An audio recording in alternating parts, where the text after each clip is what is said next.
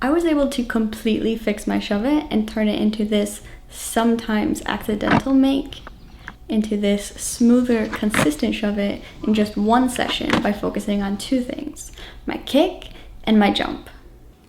And I think I can help you too. I mainly struggled with three things. I always kicked the board out in front of me, I kept under-rotating the board, and I had no consistency. I could only do a shove-it about 30% of the time, and most of the makes were made by accident.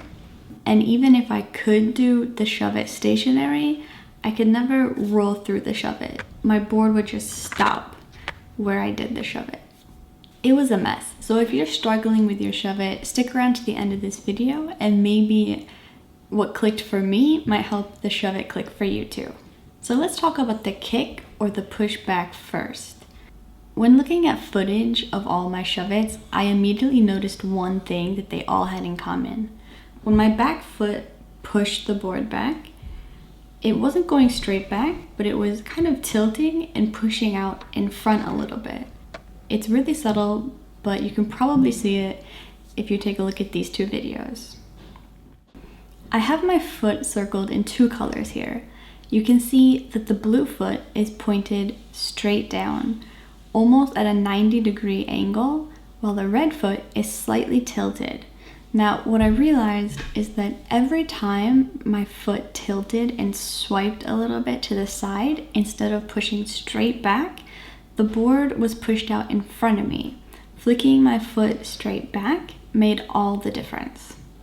And it makes sense because that's just motion physics. Objects move in the direction that force is applied to them. So, if my foot is to swipe to the side instead of back, it only makes sense that the board is going to go out in front of me. That's just physics. What you want to do is keep the board spinning on its center axis so that the board will do a complete rotation without going in front of you. And you can do that by pushing straight back. Also, if your board seems to be spinning backwards when you do the shove-it, try putting a little bit more force down when you do your push and keep your body centered.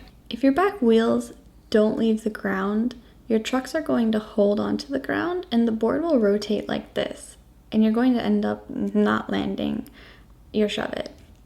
This is because the board will rotate around the axis where the friction is coming into contact with the ground. You don't need enough force to actually pop the board off the ground, just enough to stress the board so that both the front and the back trucks and wheels will leave the ground. This will help you when you're rolling later. You don't want to get stuck because the trucks stick to the ground like this. The second and most important tip I actually have for this video is foot positioning. Now, I don't know if it's because my feet are smaller than the average skateboarding trick tip teacher on YouTube, but I tend to have to tinker with my foot positioning when I'm learning new tricks because my feet just never really look exactly the same as the skateboarder that I'm watching. Now, the foot position that works the best for me in general for the shove-it is like this. I keep my front foot up towards or covering the lower top bolts and keep my toes near the edge. But the back foot is the important one. For me, the shove-it works best when my toes hang off the board far enough to be able to wrap my toes around the board, just to feel the edge of the board under my toes.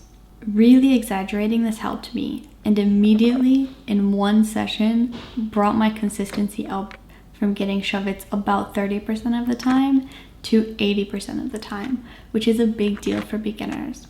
Play with the foot positioning here to really see what's comfortable for your body and how your body seems to be landing on the board. Don't forget about your shoulders too, because if you're twisting or turning your shoulders, you also might be turning your feet as well. Now, the jump is more important than you might think it is. If your back knee comes up to the same height as your front knee, you're going to be more likely to commit. When you're jumping and you notice that your back knee is lower, your back foot is also going to be lower, and you're going to be less likely to get that back foot back on the board. Most people struggle with committing because when they do the shove it and the pop shove it, their back foot stays too close to the ground. If you focus on getting your knee up, your foot will naturally follow. Also, try to jump without leaning either to the front or to the back with your shoulders. Keeping your body in as straight a line as possible will help you avoid falling to either side of the board when you land.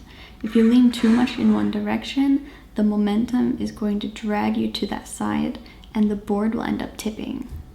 And when you keep in mind the physics of how your back foot's kick and your jump affect your shove it, you're gonna take your sometimes accidental make and turn it into a consistent trick that you can count on and add into other tricks, like this tail stop to shove it.